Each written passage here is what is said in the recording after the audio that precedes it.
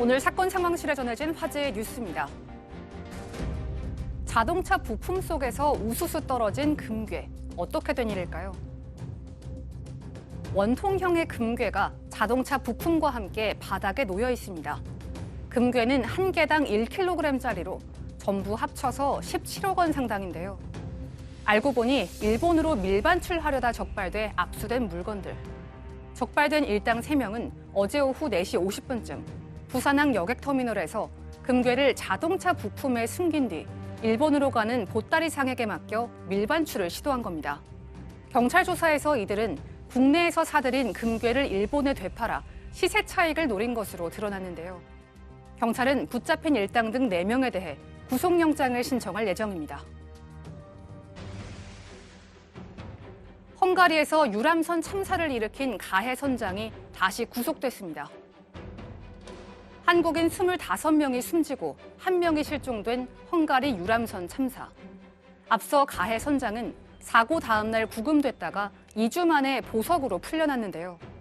검찰의 항고로 지난 7월 31일 다시 구속됐지만 최근 들어 풀려나 지정된 거주지에 머물고 있었습니다.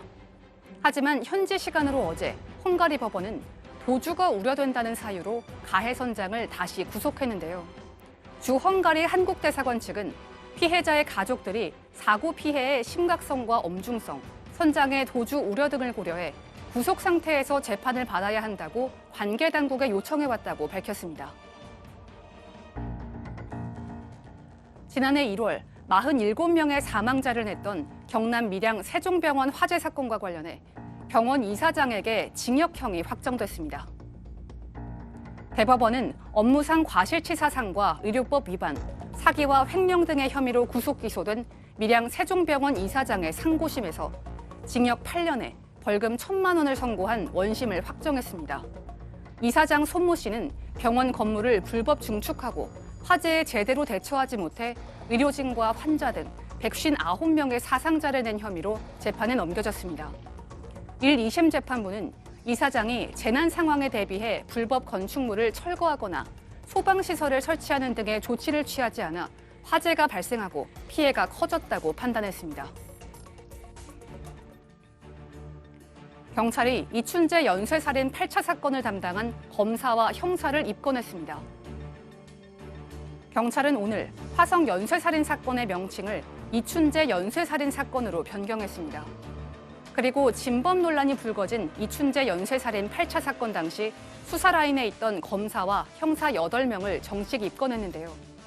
이들은 당시 수사에 참여했던 형사계장 등 경찰관 6명과 당시 수사과장, 해당 사건을 담당했던 검사입니다.